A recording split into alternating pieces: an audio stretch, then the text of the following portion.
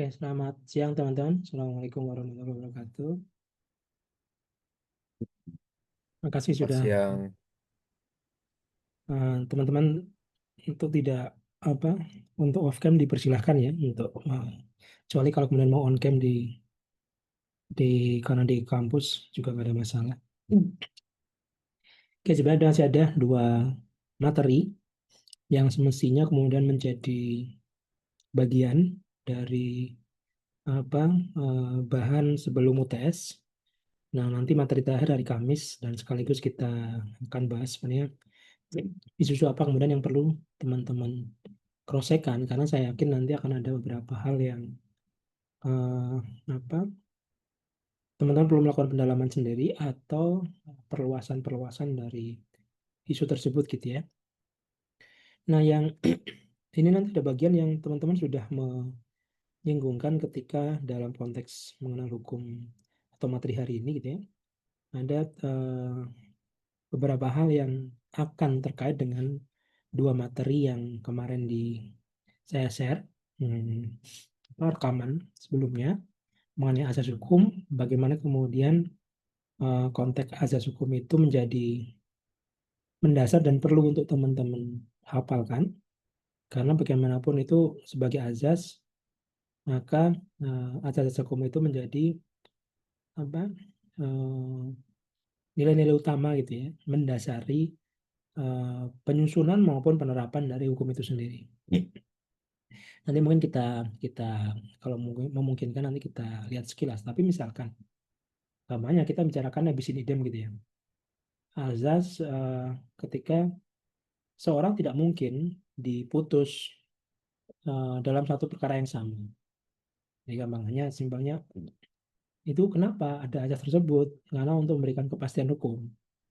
Jadi seorang misalkan salah tangkap misalkan gitu ya.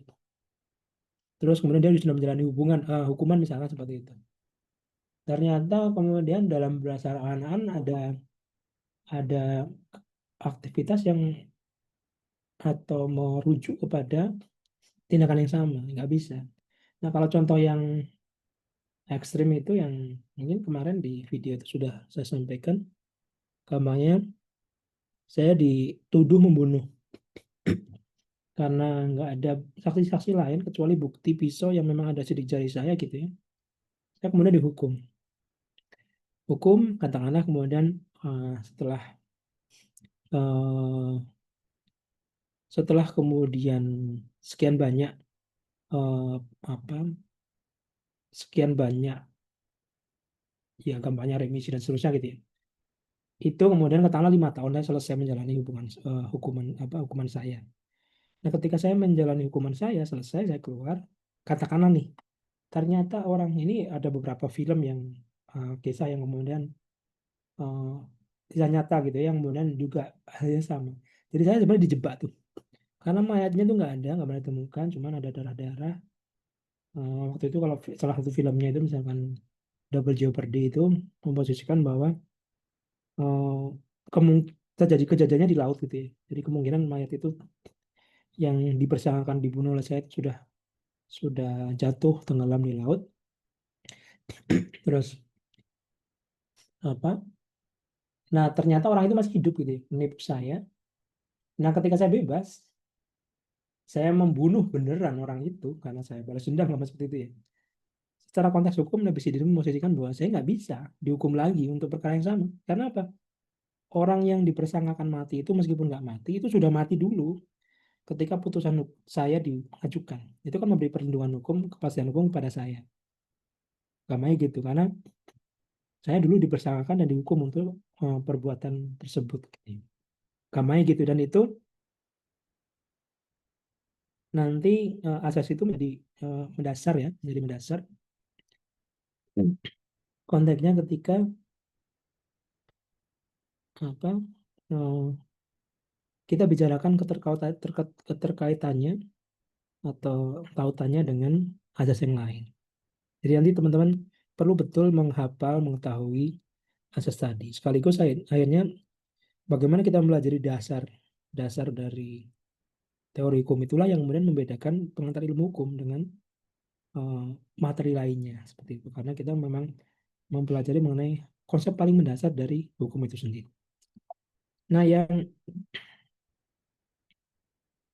suatu hal yang menjadi mendasar perlu kita lihat dalam konteks hukum. Kemarin teman-teman ingat di materi yang satunya ada dasen dengan dasolong. Ya. Dasen sesuatu yang kemudian apa terjadi aktivitas pada realitas kenyataan, aktivitas kehidupan. Nah, kemudian dia menjadi sesuatu hal yang menarik ketika uh, ada sesuatu atribusi yang kemudian melekatkan dia menjadi das solen, kan gitu. Namanya kita bicarakan konteks peristiwa hukum. Jadi peristiwa hukum itu das solen. Contoh misalkan lihat seorang mahasiswa suatu hari kemudian bangun kesiangan, mengendarai motor terburu-buru. Ini peristiwa biasa, kan gitu. Naik motor ngebut kesiangan itu biasa. Nah, entah kemudian melanggar batas atau misalkan ada batas atau tidak misalnya gitu. Tapi kemudian tanpa sengaja menabrak seseorang sama-sama naik motor. Nah, melanggar seseorang timbullah suatu peristiwa hukum. Karena simpelnya kita menimbulkan suatu perbuatan yang menimbulkan akibat kepada orang lain.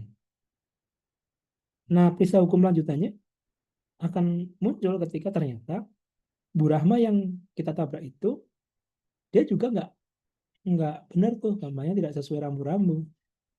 Dia belok kanan tiba-tiba ngasal. Dan banyak CCTV atau kemudian saksi yang kemudian menyaksikan kejadian tersebut.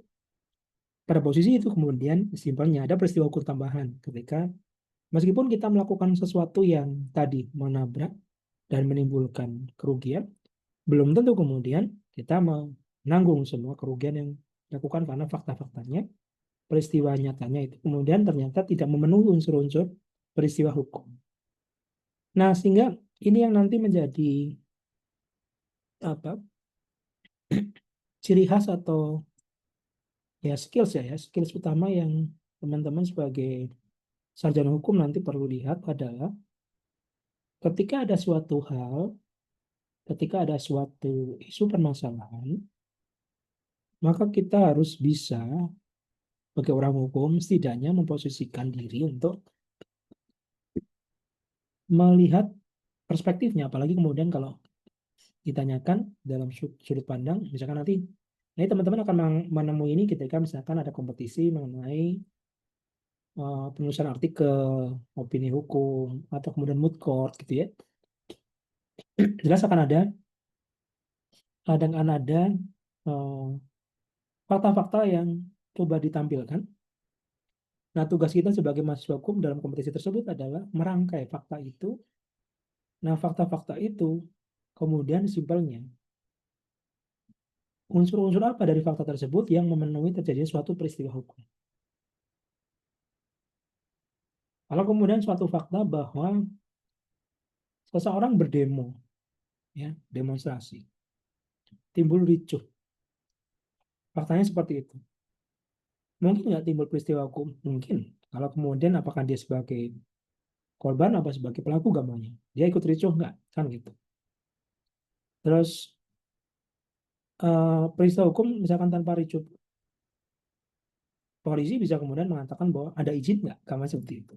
Karena kemudian ini menjadi hal krusial ketika menjadi koordinator lapangan misalkan dalam waktu suatu aksi gitu ya. Meskipun sekedar izin itu tidak berarti harus ACC ya.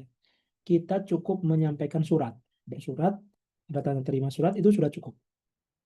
Karena azasnya sudah memenuhi. Kita istilahnya memberitahukan surat pemberitahuan bahkan akan ada aksi. Sudah selesai. Nah, peristiwa hukum di sana ketika kemudian ternyata ada apa tindakan tertentu atau fakta tertentu yang kemudian terpengaruh akibat misalkan suatu perbuatan tersebut ditupangkan di dalam peraturan atau dibatasi dalam peraturan sebagai perbuatan yang menimbulkan suatu akibat hukum. Nah, di situ istilah peristiwa hukum. Suatu aktivitas keseharian manusia yang kemudian menimbulkan akibat hukum itu peristiwa hukum. Nah, akibat hukum itu diartikan sebagai hubungan hukum yang terjadi. Pertanyaan kedua, apa hubungan hukumnya? Kalau kemudian ada fakta-fakta, teman-teman, misalkan disodori suatu suatu skenario yang panjang gitu ya, dalam suatu kompetisi, teman harus bisa memisahkan hubungan hukum ini gimana. Ada nggak peraturan-peraturan yang memberikan batasan pentaatan, compliance yang harus dilakukan? Kalau kemudian compliance itu nggak dilakukan, di sanalah kemudian hubungan hukumnya muncul. Saya tidak taat, saya melakukan pelanggaran. Nah, dari hubungan hukum itu, akhirnya kita kelihatan yang 3 dan 4. Subjeknya siapa, objeknya siapa, atau objeknya apa. Sebagai subjek, siapa yang melakukan, siapa yang bertanggung jawab. Termasuk juga hubungan hukum subjek antar dengan subjek. Subjek siapa yang terkena kerugian dan seterusnya. Objeknya apa? Nah, ini kita bicarakan objek, misalkan aktivitas itu, tempat kejadian, merupakan bagian dari objek.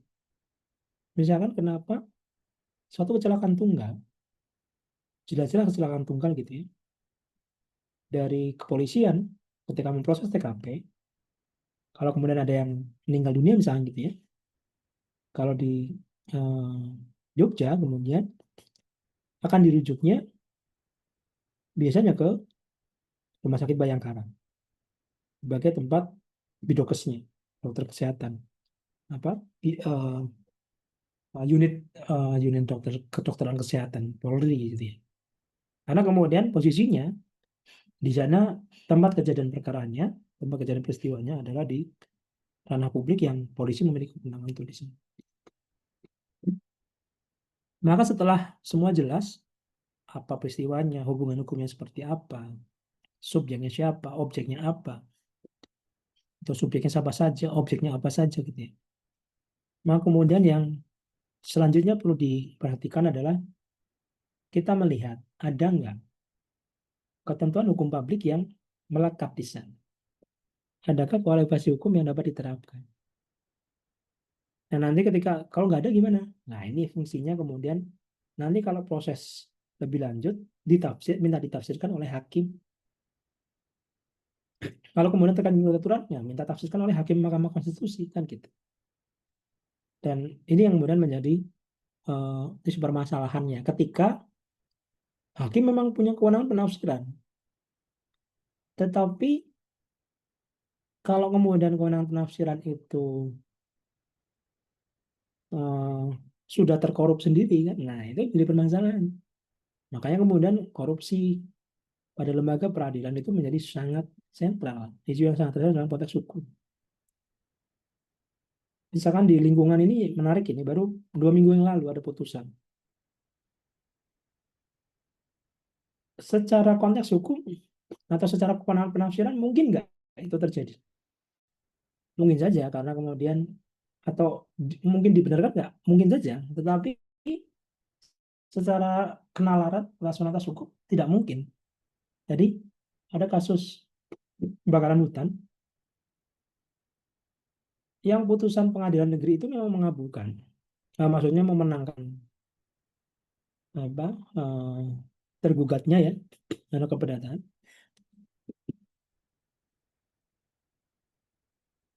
Nah, banding kasasi itu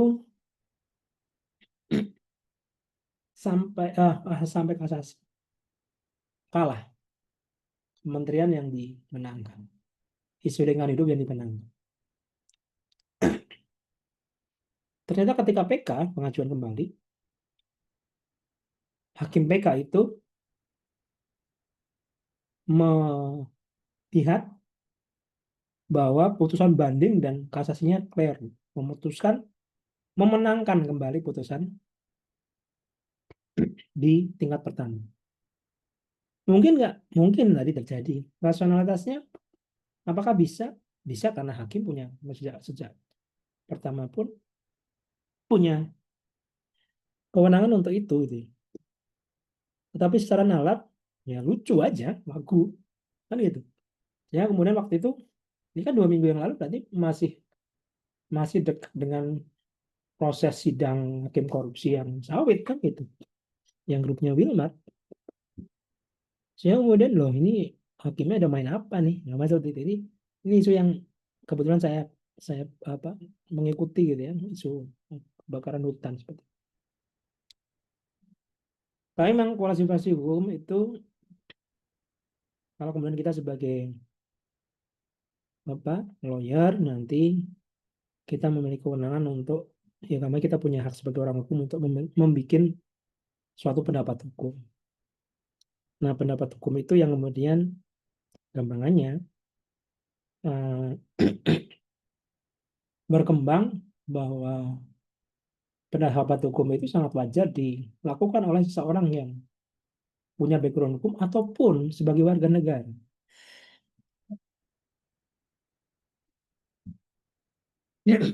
Itu misalkan gampangannya kita pendapat hukum sebagai memang ahli hukum, maka pendapat kita bisa dijadikan sebagai affidavit,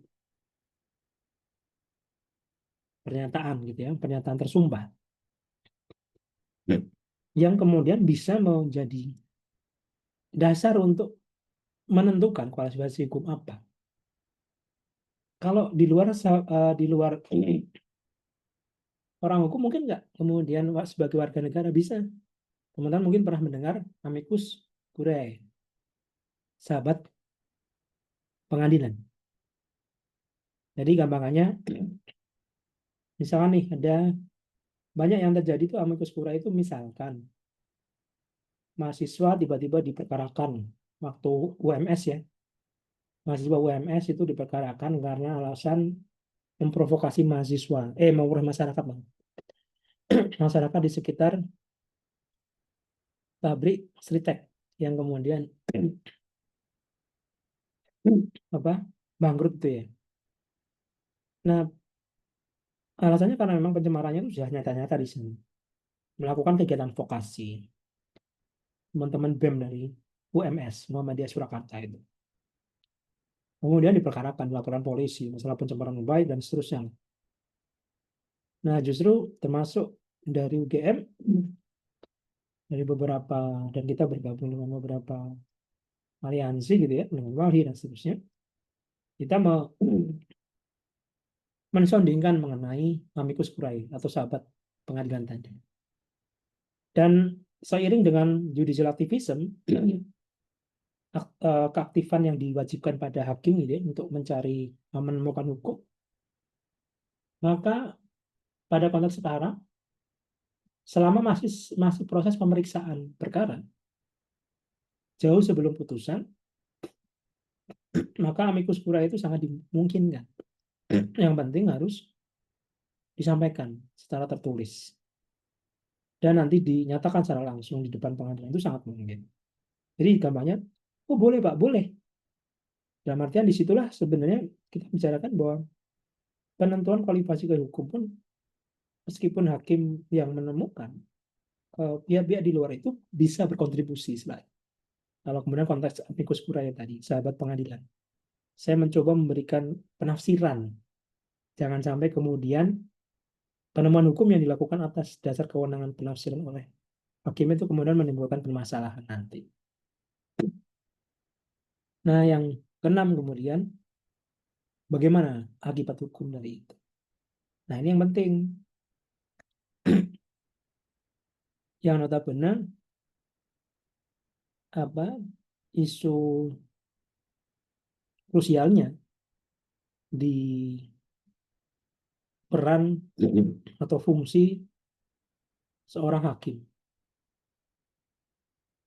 Gampangannya ada azas kemarin teman-teman apa baca gitu ya dari materi sebelumnya, in dubio pro reo.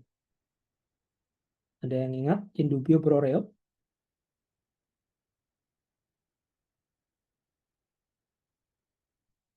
Udah, jadi in dubio, doubt, doubt, bimbang.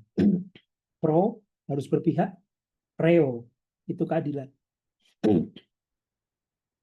In dubio pro reo berarti Kalau hakim bingung, maka berpihaklah pada keadilan. Misalkan,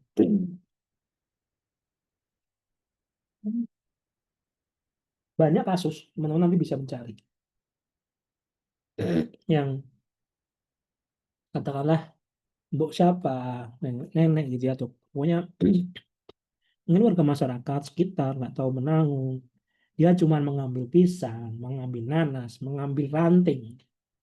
Kebetulan di tanah yang miliknya perusahaan. Perusahaan bisa nggak melaporkan? Bisa. Terus kalau dilaporkan polisi, eh, gimana? Apakah tetap berproses? Ya, protapnya harus diproses. Kecuali kemudian nanti dalam setelah keluar surat perintah sprindiknya gitu ya, penyidikan, terus kemudian fak, apa peristiwa hukumnya muncul nggak? Namanya gitu. Kalau peristiwa hukumnya muncul ya harus diproses. Namanya betul itu tanah milik perusahaan. Betul ibu mengambil, itu pernah itu banyak terjadi ya, kakao 2 butir 3 butir, tapi di tanah perkebunan milik perusahaan. Perusahaannya juga kurang ajar juga, namanya ya alasan buat sanksi dan seterusnya ditegaskan segala itu dilaporkan juga. Eh, apa betul saya mengambil itu lahan milik eh, apa pelapor, betul izin enggak, terus namanya itu tahu itu milik sana ya tahu, namanya itu peristiwa hukumnya, hubungan hukumnya, subjek objeknya jelas semua tuh, untuk mengkualifikasikan hukum ada.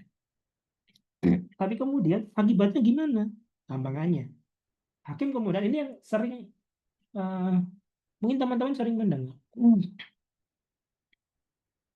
yang kemudian muncul miskonsepsi secara umum ketika bahasa bahasa terutama bahasa medianya, headline-nya itu ya, hukum tidak pernah berpihak pada keadilan misalkan, hukum tajam ke bawah, tumpul ke atas misalkan seperti itu yang kemudian menjadi isu gitu. Padahal sebenarnya dalam banyak dan rata-rata kalau ada kejadian seperti itu, nanti putusan hakimnya itu benar-benar berbeda karena hakim diwajibkan untuk in dubio pro reo. Jadi semua peristiwa unsur yang memenuhi menjadi syarat adanya peristiwa hukum itu sudah terpenuhi semua. Kualifikasi hukumnya pun ketika sudah polisi lapor sudah selesai karena gampangannya semua hubungan, semua unsur-unsur tadi sudah terpenuhi, maka kemudian polisi gampangannya ini yang kaitan dengan kinerja ya. Polisi harus menyelesaikan di proses penyidikan. Nah, penyidikan ini yang kemudian namanya jaksa tinggal melihat lengkap belum berkasnya, kalau lengkap kemudian diproses. Sama kinerja juga, lebih utama pada kinerja. Nah, nanti kemudian katakanlah kualifikasi hukumnya sudah ada itu pasal sekian, pencurian, dua 272 ya, yang lama, yang baru saya nggak hafal. Kita undang-undang baru, hukum pidana baru yang undang-undang nomor 1 2023 saya nggak hafal. Katakanlah pasal pencurian, sudah terbukti sah, kualifikasi hukum jelas. Setiap orang yang mengambil barang milik orang lain tanpa izin, dah itu syarat unsurnya. Setiap orang siapapun mengambil barang milik orang lain, berarti ada kepemilikan. Batasannya jelas, batasan kepemilikan. Tanpa izin, udah, itu masuk pada pencurian. Nah, perlu diingat, delik itu ada dua, delik biasa dan delik aduan. Kalau biasa memang polisi punya kewenangan penuh untuk memproses tidak. Tetapi kalau delik aduan berarti tergantung pada pelaporan, pada aduan. Kalau orang tadi pemilik kebun tadi melaporkannya, berarti harus diproses. Bisa nggak kemudian pemilik tadi nggak melaporkan Pak, menarik kembali? Boleh, nggak ada masalah. Nah ini kemudian akibat hukum tadi yang akhirnya menjadi unsur penting dari apa dari proses tadi gitu ya. Akibat hukumnya gimana? Misalkan kita bicarakan eh, tadi in dubio pro reo gitu ya. hakim melihat bahwa ini tidak adil nih, cuman ibunya sudah tua, sudah renta, nenek-nenek gitu ya. Dia nggak tahu, mungkin cuman dengar, oh kakao itu bisa jadi minuman, siapa tahu, atau pengen tahu dan seterusnya. Itu pun tersampaikan di pengadilan misalnya gitu. Bisa kemudian hakim memutus di luar dari yang dituntut oleh jaksa, bisa. Kemudian misalkan pada kasus tersebut hakimnya bisa memutusnya apa yang jadi indubio pro reo itu kemudian termasuk yang berpihak kepada tersangkanya. Jadi yang lebih menguntungkan. Oh bisa kok, ini paling paling banyak kok ancamannya. Berarti minimal boleh dong, boleh hukuman percobaan selama 3 bulan. Hukuman percobaan bagaimana gimana? Dan tahanan daerah, tahanan wilayah. Misalkan dia nggak boleh jauh-jauh tuh, yang udah sepuh nggak mungkin kan jauh-jauh. Terus nanti apa setiap seminggu atau 2 minggu sekali diminta untuk lapor ke babinsa setempat, misalnya gitu. Atau hukuman percobaan. Berarti percobaan itu dalam kurun waktu tertentu yang dipersangkakan nggak boleh mengulangi lagi aktivitasnya. Kalau aktivitas peristiwa hukumnya itu terjadi lagi dan dilakukan perbuatan hukumnya, maka dia langsung masuk penjara kami sebut. Nah ini konteks konteks ini menjadi krusial ketika kita tahu azasnya. Makanya kemudian azas kemarin menjadi penting bagi teman-teman untuk paham yang konsep dasarnya. Untuk kemudian bisa memetakan bahwa ini gimana semestinya, ada nggak solusi hukum untuk ini. Nah yang menarik itu azas itu mungkin nggak kemudian berkembang kalau dikaitkan dengan yang kemarin. Karena asumsinya azas kan berarti ditetapkan dulu Pak. Kata Pak dulu kemarin sudah nggak ada lagi lah definisi hukum yang perlu diperdebatkan. Karena sudah titik jenuh juga Pak, definisi. Apakah azas bisa dikembangkan juga? Bisa saja, tidak ada masalah. Ketika azas itu memang kemudian diperlukan di dalam penafsiran dinamika hukum yang terjadi. Kalau diperlukan kemudian untuk terwujud, azas itu harus dituangkan jadi prinsip. Sebenarnya azas itu sama dengan prinsip, cuman azas biasanya lebih lebih uh, informal atau kemudian berbasis pada pikiran. Belum tentu kita menemukan dalam suatu produk hukum tertentu, tetapi itu memang sesuatu nilai moralitas yang diamini oleh setiap orang, terutama yang bicara dalam konteks hukum. Sementara prinsip kemudian kita bicarakan ketika itu tertuang dalam dokumen hukum, konvensi, terus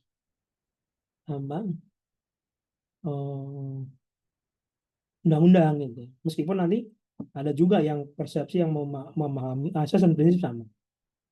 Nah, saya lebih kepada ngikut yang pendapat yang kemudian asas dan prinsip berbeda. Asas lebih mendasar lah, prinsip yang kemudian dituangkan. Nah, bisa nggak bisa? Misalkan apa? Dalam perkembangan hukum lingkungan misalkan, ini kaitan dengan ilmu yang menjadi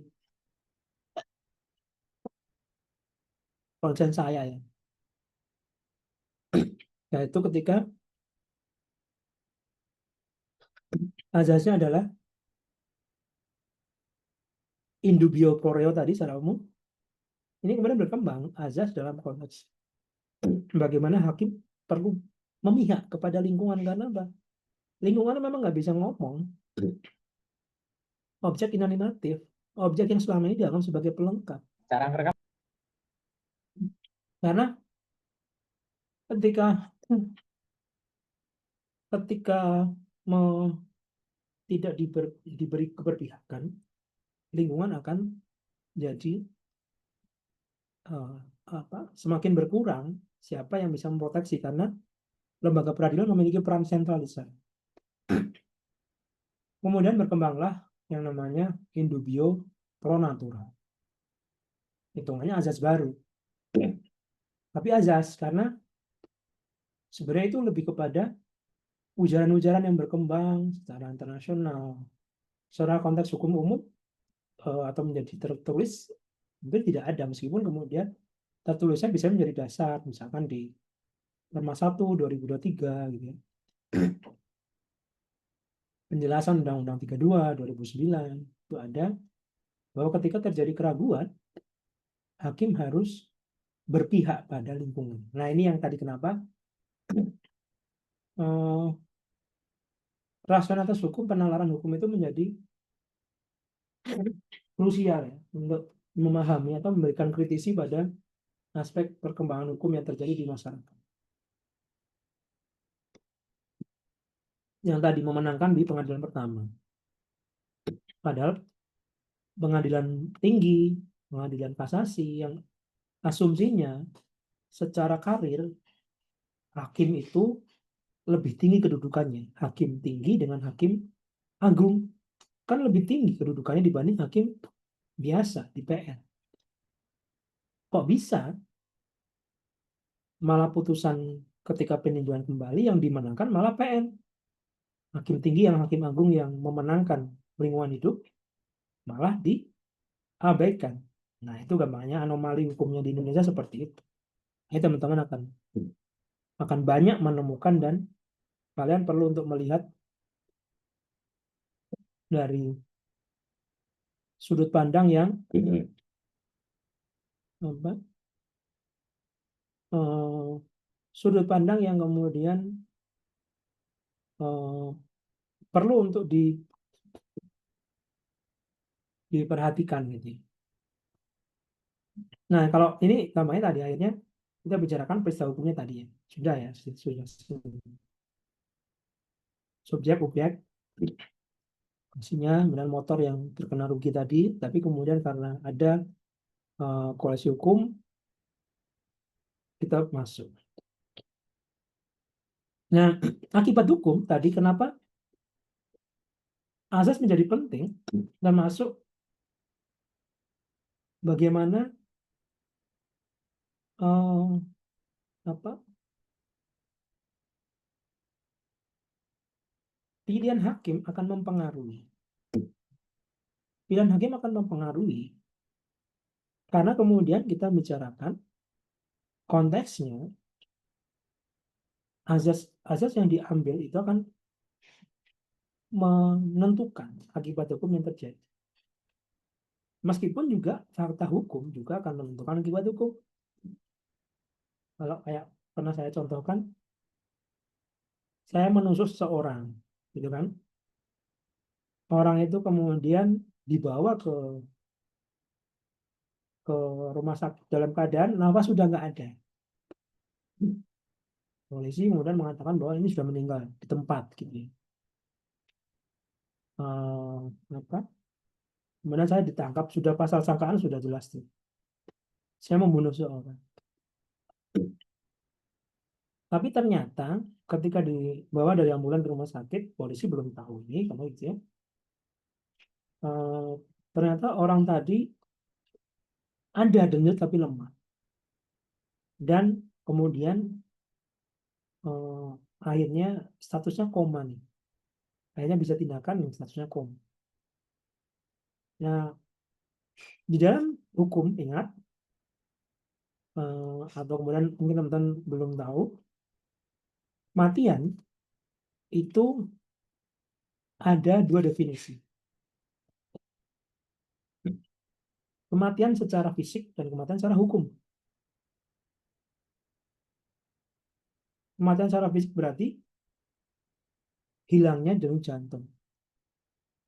Tidak berfungsinya jantung. Itu kematian fisik. Kematian secara hukum gimana? Bisa dua hal. Satu, yang paling ketara adalah matinya otak. Ingat yang siapa itu? Pangeran siapa itu? Adam atau siapa itu? Yang baru saja meninggal ya, yang di Arab Saudi itu. Nah, seorang miliarder selama 20 tahun lebih statusnya koma. Masalahnya status koma itu sebenarnya Yang mati batang otaknya. Otaknya sudah nggak respon. Tapi karena punya uang, orang tuanya tidak ikhlas. Kemudian selama 20 tahun itu survive berkat yang fisik lain itu aman saja. Organ tubuh yang lain aman saja. Dan apa istilahnya secara fisik dengan alat bantu pernafasan, alat bantu pacu jantung masih berfungsi normal. Kamar seperti itu. Meskipun kemudian makan minum ya melalui jalur hanya jalur apa selang ya untuk hanya untuk memastikan organ tubuhnya itu masih bisa berfungsi itu saja. Tapi secara hukum sebenarnya sudah mati. Dia nggak bisa melakukan proses aktivitas hukum apapun, peristiwa hukum apapun. Gampangnya nggak bisa kemudian diatasnamakan si pemilik warisan dan seterusnya nggak bisa. Karena loh orangnya aja nggak mungkin. Dia nggak bisa respon apapun.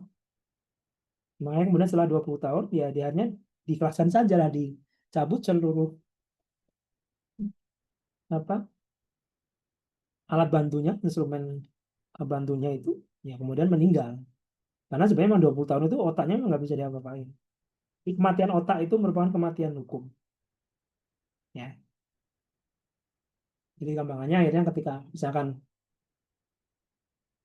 eh, apa waktu bilang misalkan ya seorang kena kanker batang otak misalnya sudah nggak bisa diobati itu mungkin jantung masih berdenyut karena itu tiba-tiba maka fisik nggak ada keluhan apapun ya mungkin ya gampangnya karena tapi permasalahannya sebenarnya kematian hukum tadi kematian otak tadi dia bisa berimbas kepada kematian fisik kematian alami tadi kenapa ya kalau otaknya nggak berfungsi kan dia nggak bisa memerintahkan jantung untuk memompa tetapi nah tadi kalau kemudian dengan instrumen kesehatan alat bantu kesehatan dia kan masih bisa fisik hidup tuh jantungnya masih bisa nyala tuh masih bisa apa berdenyut ya tetapi secara hukum sudah mati. Nah, kematian secara hukum yang kedua adalah ketika seseorang dianggap menghilang. Ini kaitannya dengan misalkan pernikahan, perkawinan, terus warisan. Mungkin misalkan seseorang nggak ada kabarnya dan bahkan tidak ada respon apapun terkait dengan kontak terakhir yang dihubungi dalam waktu 3 tahun, setahu saya itu 3 tahun itu maka dianggap orang itu sudah mati secara hukum. Istilahnya, kalau misalkan saya punya pasangan dalam waktu 3 tahun, nggak ada respon sama sekali, nggak ada kabar sama sekali. Meskipun saya tidak pernah tahu itu meninggal atau enggak sama saya gitu ya. Dalam waktu 3 tahun secara sah, kemudian sebenarnya status hukumnya sudah hilang. Meskipun kampanye akta nikah itu nggak pernah dicabut, saya nggak bisa, nggak pernah melakukan pembatalan. Nah nanti, terus gimana Pak kalau saya, misalkan saya mau menikah lagi, misalnya. Bisa, nanti waktu diproses di KUA nanti perlu pernyataan penetapan dari pengadilan bahwa kemudian memang sudah jelas setelah 3 tahun. Jadi pengadilan memang memiliki fungsi sentral di dalam konteks menetapkan akibat hukum yang muncul. Itu ya. Jadi kalau kemudian tadi gambarnya orang yang tadi saya tusuk kemudian ternyata koma meskipun mungkin misalkan nih koma itu ternyata sampai berbulan-bulan. Saya sudah dipidana tuh proses karena memang koma itu kami nggak bisa aktivitas dia bisa kemungkinan mati saya dipidana saja karena muka seros akhirnya ancamannya ancaman pembunuhan juga gitu ya pembunuhan tidak direncanakan ketidaksengajaan membunuh misalnya gitu nah, saya kemudian dihukum ternyata selang 6 bulan orang itu hidup karena bangun dari koma bisa nggak kemudian saya mengajukan peninjauan kembali bisa ada novum namanya fakta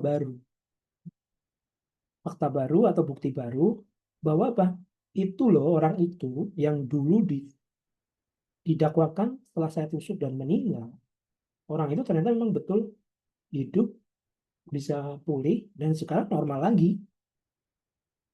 Saya minta peninjauan kembali dong, sama seperti itu. Atas putusan yang saya eh, apa yang saya terima. Bisa nggak kemudian saya meminta rehabilitasi? Boleh, salah. Itu berarti denda non material. Besok teman-teman bicara banyak ketika sudah masuk pada hukum pidana, hukum perdata, gitu ya, seperti itu.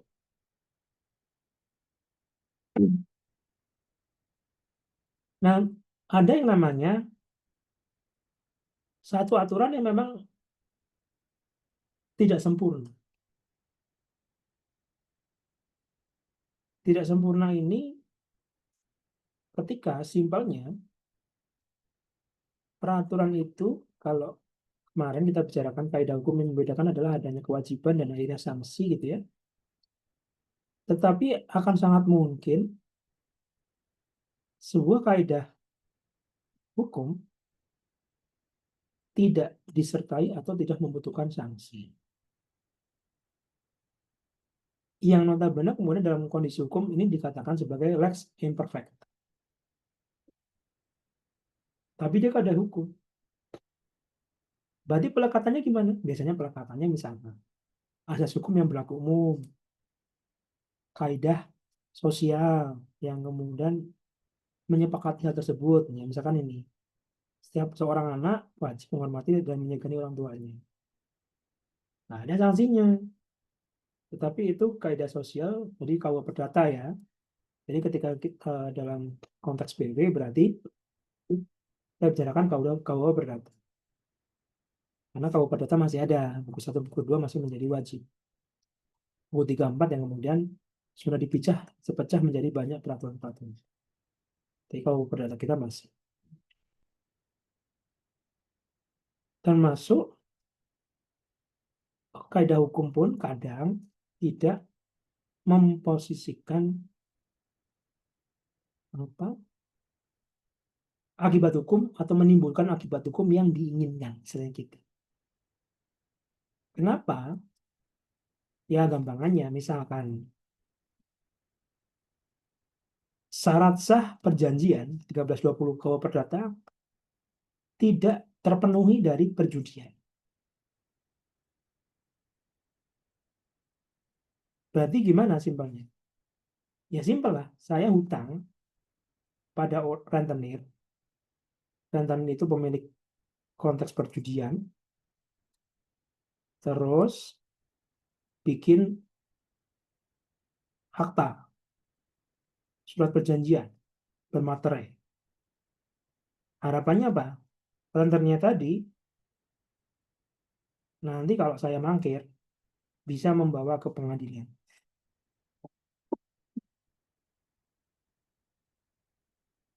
Loh, nggak bisa tuh, Pak. Nggak bisa. Kenapa? Karena itu perikatan yang tidak masuk dalam ranah perikatan keperdataan atau yang ya istilahnya dikenal dalam hukum.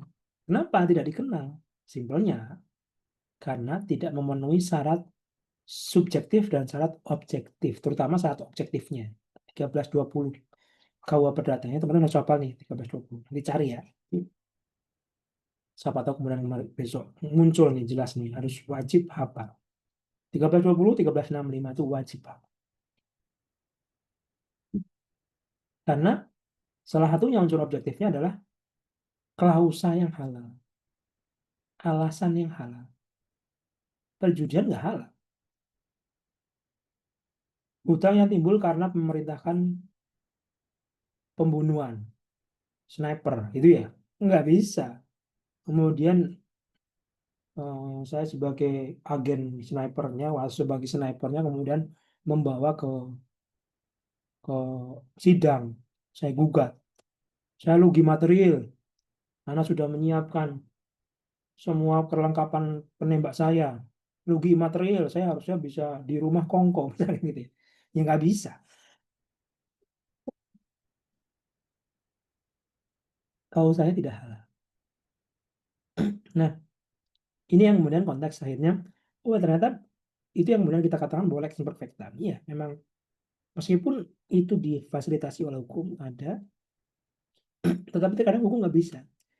Lah ada lex imperfecta yang lebih menarik. Maksudnya lebih menarik itu ketika kemudian ia sering terjadi. Ketika apa? Peraturan undang-undang itu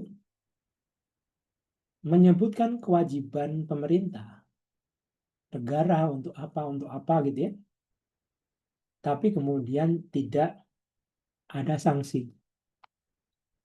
Makanya kemudian apa kondisi lex imperfecta ini yang kalau nanti teman-teman masuk pada perkuliahan legal drafting, pembentukan peraturan perundang-undangan gitu ya, ada salah satu norma dalam drafting itu yang di apa istilahnya dijadikan sebagai norma tidak tertulis yang wajib dilakukan. Apa itu? Ketika mengamanatkan suatu hal tanggung jawab kepada pemerintah atau pemerintah daerah dalam undang-undang, jangan menggunakan kata wajib. Kenapa? Simpel. Kalau wajib, ada sanksi. Mana saya singgung. Kewajiban kita untuk orang sebagai umat muslim, sholat 5 waktu, misalkan gitu ya. Berarti nggak sholat 5 waktu, berarti akan ada sanksi yang diancamkan ke kita. Kan gitu. Sholat sebagai hal utama yang akan dihisap. Kalau sholat kita aja nggak ada, kita nggak punya argo awal untuk dihisap. Simpelnya seperti itu. Maka eh, kalau ada suatu pasal, misalkan pemerintah wajib melindungi segenap bangsa, misalkan gitu ya. Kata itu nggak harus kemudian semestinya dalam konsep normatif hukum, konsep dasar hukum, ada wajib berarti sanksinya apa? Kalau melindungi segenap bangsa, nggak bisa ngapain? Sama gitu. Pemerintah punya bubar, misalkan gitu. Nggak bisa. Makanya kemudian kewajiban itu biasanya dinarasikan lebih kepada misalkan di konstitusi lebih pas. Karena konstitusi menjadi pegangan semua sebagai gronom, norma dasar. Yang kedua, biasanya kemudian penguncinya adalah didasarkan pada azas yang berlaku umum tadi, prinsip yang berlaku umum. Misalkan kita bicarakan, Pak, nggak ada kata wajib tuh di dalam Undang-Undang Lingkungan Hidup mengenai pemerintah wajib untuk melindungi lingkungan gitu ya. Nggak ada. Tapi ingat, prinsip yang dilekatkan di sana adalah prinsip state responsibility, tanggung jawab negara. Tanggung jawab negara itu memastikan bahwa pemerintah punya tanggung jawab untuk melindungi, punya tanggung jawab untuk memastikan nggak ada dampak dan seterusnya. Seperti itu ya. Nah, ini yang nanti dalam drafting, terus apa solusinya? Biasanya kalau pemerintah tadi kaitan dengan kewajiban, nanti teman-teman bisa cross check tuh di undang-undang. Cek lah, apa sporadis aja ya undang-undang. Apa gitu ya, yang baru gitu ya. Biasanya jarang sekali ada muncul kata wajib. Yang muncul adalah kata harus. Kalau harus masih aman. Berarti melekatkan kewajiban lebih. Melekatkan tanggung jawab lebih. Saya tidak langsung melekatkan kewajiban tadi. Nah, yang menjadi permasalahan ketika pilihan drafter yang ini biasanya terkait dengan politik hukumnya seperti apa. Ketika kata dapat muncul, biasanya kata dapat itu yang jadi bahan gugatan, misalkan di Mahkamah Konstitusi, gampangannya. Set, eh, ketidaktaatan atas persetujuan lingkungan dapat membatalkan perizinan berusaha. Misalkan gitu. Loh, berarti Harus ada proses, iya, karena dapat. Berarti gampangnya nggak secara langsung, nggak kemudian ada istilahnya batal demi hukum. Secara langsung hukum memosisikan bahwa itu batal tuh, batal demi hukum. Tetapi dalam konteks tersebut, ini konsekuensinya adalah dapat dibatalkan. Kalau dapat dibatalkan berarti saya harus melakukan upaya hukum terlebih dahulu, melaporkan, memproses, menunggu, termasuk akhirnya menyesuaikan hasil yang di atau putusan yang diambil oleh oleh apa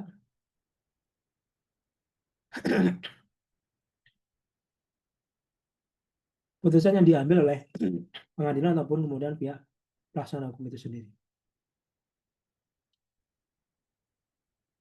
Nah,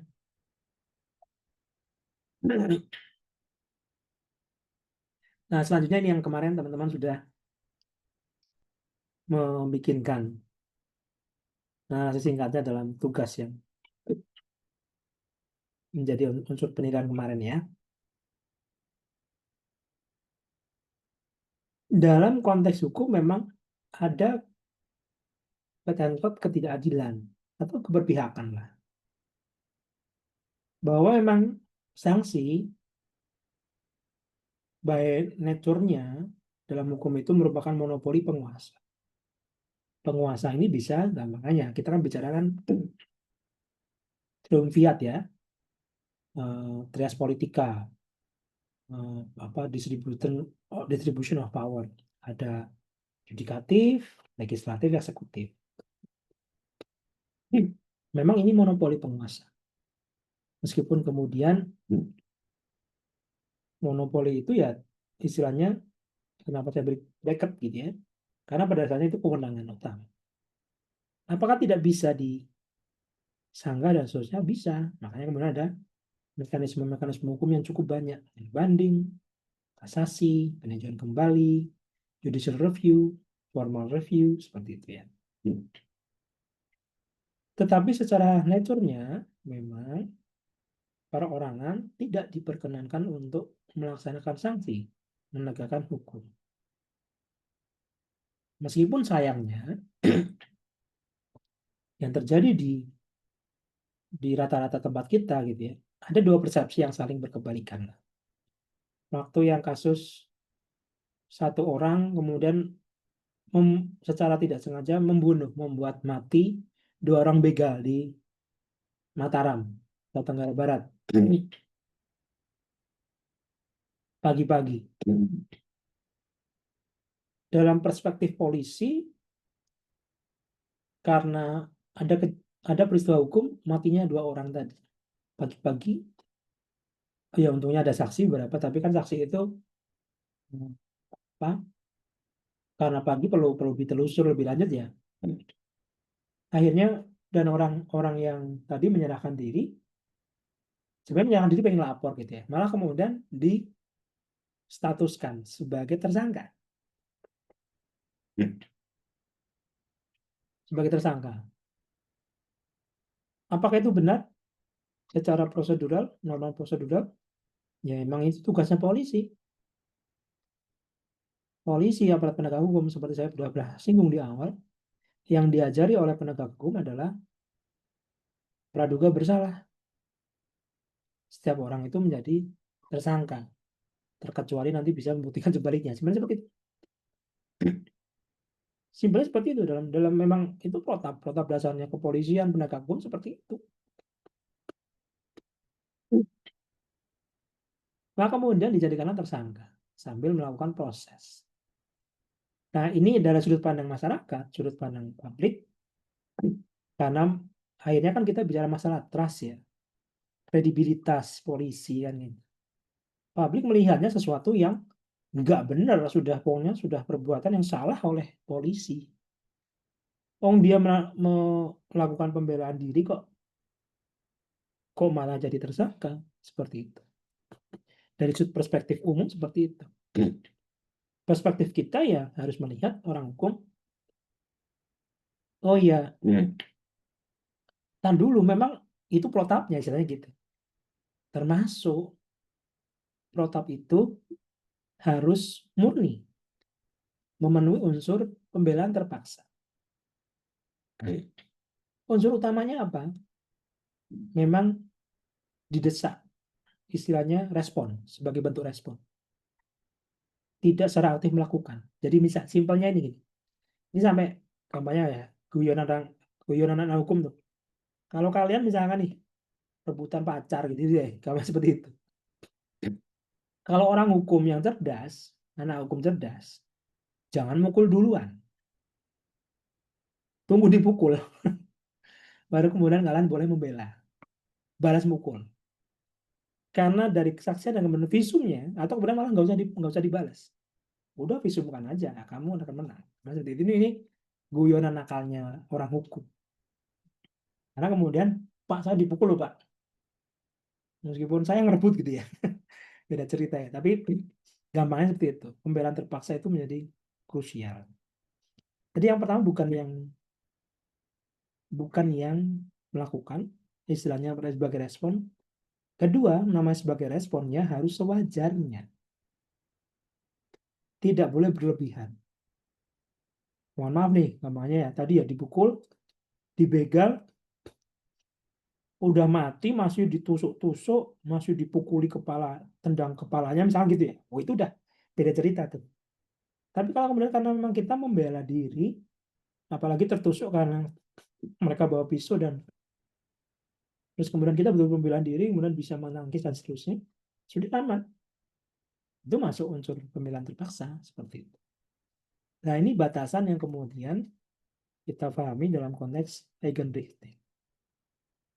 Boleh melakukan istilahnya tindakan tertentu, tetapi kalau kemudian menghakimi sendiri berarti istilahnya tidak ada alas hak untuk menjudge aktivitas atau peristiwa hukum tersebut, berarti itu yang kemudian dikatakan sebagai Eigenrichting. Orang-orang kerusuhan, simple, Eigenrichting. Melakukan perbuatan yang memang di luar hukum. Meskipun kemudian loh, kan konteksnya bukan menghakimi sendiri, iya, tetapi kemudian dia memposisikan diri untuk merusak properti orang. Ini Eigenrichting sudah masuk jelas-jelas tuh gampangnya. Merusak properti orang, pembalasan lebih, gitu. Nah, ada pengecualian-pengecualian. Sesuatu yang sebenarnya itu diperbolehkan. Tetapi harus ada syarat. Meskipun juga gampangannya nanti ini biasanya keperdataannya. Nanti urusannya itu gampangnya pembuktian dan seterusnya gitu ya. Ya sengketa itu akhirnya muncul kan karena tidak bisa bertemunya kepentingan kan gitu kan. Misalkan, Pak, rumah tetangga itu punya pohon mangga. Pohon mangga itu masuk ke halaman saya. Eh, terus oke lah, saya setiap pagi nyapu nggak masalah dah. Daunnya lagian nggak terlalu banyak. Cuman pas lagi berbunga itu bunganya jatuh banyak, kotoran lebih banyak. Boleh nggak saya metik mangga itu yang dahannya masuk ke saya? Sah nggak? Secara hukum sah. Meskipun kemudian istilahnya tahapannya pengecualiannya adalah ngomong dulu. Meskipun ngomongnya baru cuma di awal dulu. Pak ngapunten, itu pohonnya masuk. Boleh ya cak ambil mangganya kayak gitu. Yo ora apa-apa, udah selesai. Berarti kampanye setelah itu sampai seterusnya kita sah. Di kampanye oh berarti konsepnya hampir sama dengan halal Pak. Halal dihalalkan tadi. Ya sebenarnya sama saja. Termasuk motong. Misalkan kita keberatan karena nggak ada buahnya, motor di rumah kita. Boleh nggak kita meminta untuk memotong? Boleh. Nah kalau Pak misalkan sebelah saya cuman lahan, nggak tahu pemiliknya yang mana. Saya cross check nggak ada. Ini kejadian gitu ya. Maksudnya saya juga nggak pernah mengalami itu. Bisa nggak kemudian kita minta minta bantuan? Bisa. Abangnya sampaikan ke perangkat desa. Kalau kemudian nanti perangkat desa tidak berani, ya sampaikan ke setidaknya kita punya berita acara untuk menyampaikan ke tak kecamatan, ini ya ada hierarkinya. Boleh, nggak ada masalah. Makanya ketika simpelnya itu untuk menunjukkan bahwa yang saya lakukan kemarin itu berdasar dan punya alasan. Seperti itu.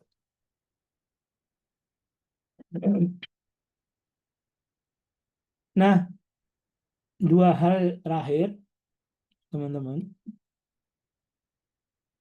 Apakah memang tindakan ya kampanye yang bertentangan dengan hukum?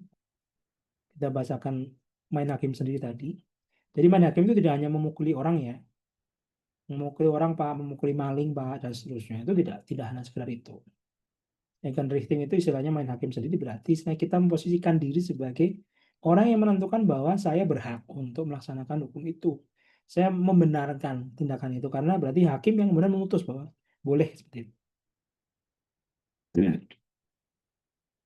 Boleh ketika ada yang namanya satu alasan pembenar, yang kedua alasan pemaaf.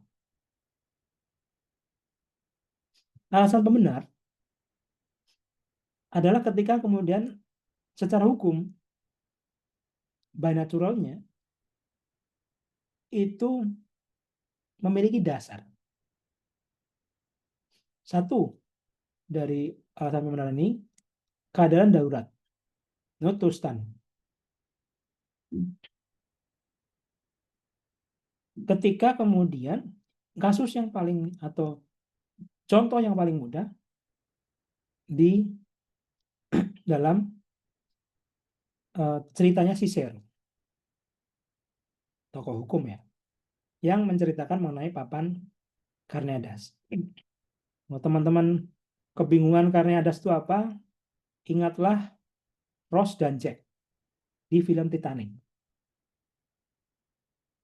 Kan banyak tuh yang meme-nya itu kemudian gimana tahu papan itu bisa buat berdua gitu ya. Apa seperti itu. Papannya besar kok di Titanic itu. Kenapa film Titanic si Jack kemudian dikorbankan sama Rose? Rose itu egois sekali gitu ya. Nah, dalam sudut pandang papan Karneades, ceritanya si Zero, ya memang itu yang diperlukan. Kepentingan untuk survival ya si Rose yang berada di papan untuk menyelamatkan diri lebih tinggi. Katakanlah kemudian ya gampangannya, si Rose kenapa tuh? Dia membiarkan si Jack mati, nggak ditolong, malah ya gampangnya ditenggelamkan ketika kedinginan sudah hipotermia udah tenggelamkan aja, gampangnya seperti itu ya. Sama sekali nggak ditolong. Tindakan Rose beralasan secara hukum.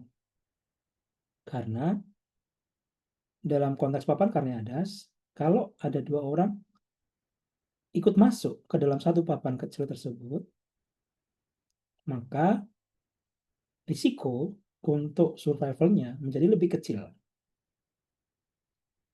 Gampangannya kalau secara secara apa ekstrim, Pak saya mukul orang lain biar saya berlomba untuk bisa ke papan itu, benar kan? Dibenarkan nggak? Benar kan? Itu contohnya ekstrim ya. Gampangannya, kemudian orang berebut evakuasi, ada nggak sengaja keinjak? Maaf ya, misalkan kasus pasukan juruhan tuh. Ya nggak bisa kemudian orang yang survive kemudian ikut dipersalahkan karena ada korban yang terinjak-injak. Nggak bisa, karena itu keadaan darurat. Nah, dalam pidana KUHP, misalkan tidak dipidana seorang yang melakukan perbuatan pidana yang didorong daya paksa. Nah, ini kemudian daya paksa tadi.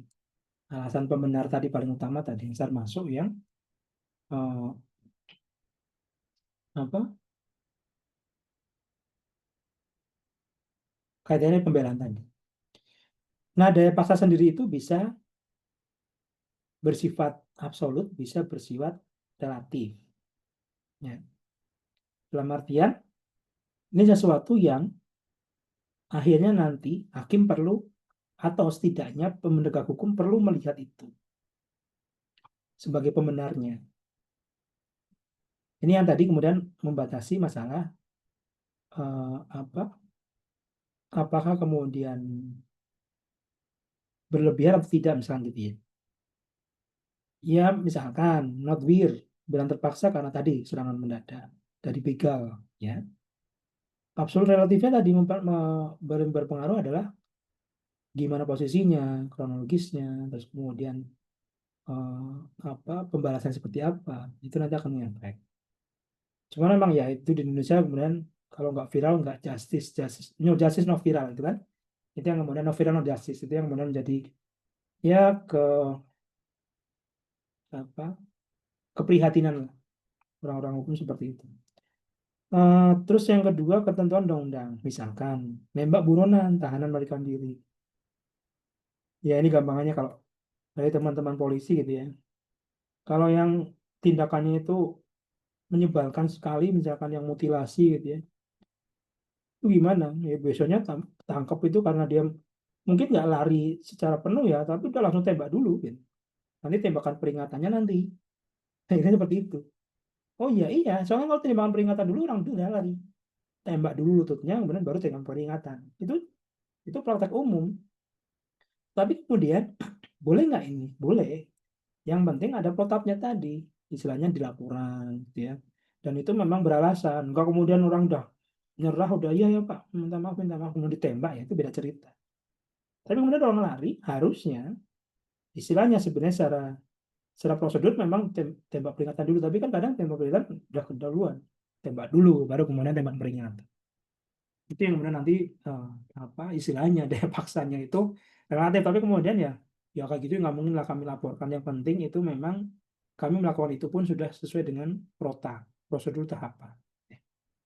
Jadi memang betul-betul itu tersangka tuh utama, sudah nggak ada kesangsian dari kami seperti itu. Nah, perintah jabatan kemarin yang kasus menabrak tadi, dialaskan, ini meskipun ini nggak benar ya, tapi maksudnya ingat pembelaan waktu tersangkanya adalah, tapi terutama kaitannya dengan sanksi etis. Ini kan masih etis kemarin ya, belum proses pidana loh ya. Sanksi etisnya yang supirnya, mobil rantisnya itu adalah, kendaraan taktisnya itu adalah, jelas kalau yang supirnya itu tidak dipecat dengan hormat, tapi kemudian hanya di ending kan, dia nggak boleh diturunkan jabatan dan nggak boleh naik jabatan selama 7 tahun sampai pensiun. Secara etis kok secara kemudian konteks normal kok seperti itu ya, padahal itu yang nyupir. Nah, dalam proses pemeriksaan di sidang etis memang dia sempat berhenti kan gitu, karena dia nggak bisa melihat siapa ada di depan para, seterusnya nggak bisa melihat, istilahnya itu nggak ada nggak apa proximity alertnya itu nggak berbunyi, cuman kemudian duduk gitu kan, dia sudah berhenti, ternyata memang betul jalan terus, jalan. Nah, berarti makanya kemudian istilahnya alasan pembenaran quote and quote ya, memperingan memperingan sanksi etisnya adalah kenapa dia nggak ikut dipecat, karena dia sebenarnya melaksanakan perintah jabatan. Terakhir teman-teman, ketika tadi alasan pembenar berarti membenarkan tindakan tersebut, tetapi juga ada alasan pemaaf. Jadi istilahnya langsung lebih kepada melihat peristiwa hukumnya berbasis pada subjek pelaku. Memang dibebaskan dari kesalahan. Ini yang biasanya alasan pemaaf itu membedakan dengan alasan pembenar adalah ketika keadaan itu benar-benar memaksa. Biasanya force major-nya itu. Jadi tidak, istilahnya kalau pembenar itu tindakan itu tetap salah, tapi dibenarkan. Istilahnya gitu, ada pembenaran yang bisa diterapkan meskipun tetap salah. Kalau di sini kemudian pemaaf berarti betul-betul tindakan tersebut dimaafkan. Nah, biasanya utamanya kalau kaitan dengan force majeure, keadaan darurat, ya. Eh, Tadi diet paksa tadi tertentu, menurut Ustadz, Toistan itu kadang bisa masuk, tergantung kepada posisi. Jadi akhirnya gampangnya udah Anda nggak bersalah apapun. Ini bukan karena Anda. Ini nanti ada beberapa contoh, misalkan gampangnya. Misalkan nih, ini yang kadang menjadi salah kaprah gitu ya, yang kemudian sering dipersepsikan. Kenapa supir truk nggak membelokkan saja ke lahan kosong, mungkin ada beberapa bangunan, tapi mungkin bangunan itu paling terrusak gitu ya, tetapi malah menabrakkan diri. Misalkan yang kasus galon tuh, truk galon nabrak beruntun di gerbang tol Cipali ya waktu itu ya, korbannya banyak tuh, 11 apa ya, meninggal. Sebenarnya gampangannya kalau kemudian alasan apapun itu remblong, nggak bisa menjadi alasan pemaaf. Sama lagi kemudian alasan pembenar. Tetap tuh di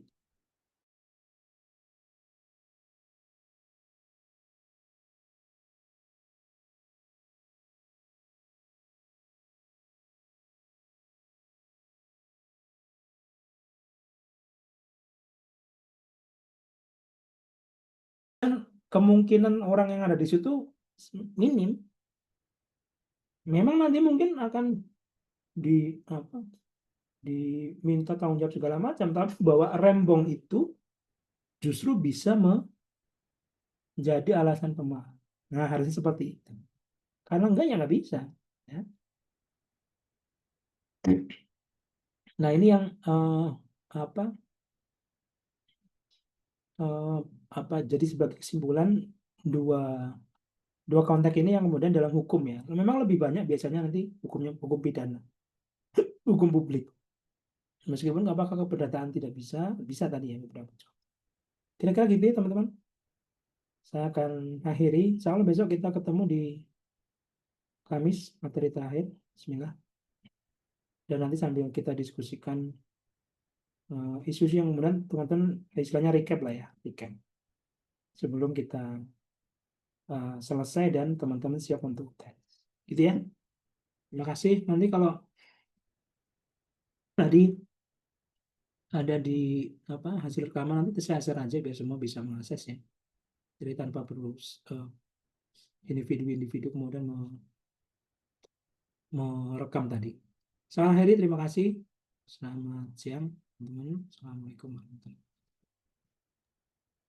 wabarakatuh. Terima kasih, Pak. Terima kasih, Pak. Oke, Terima Nisa. kasih, Pak. Terima kasih.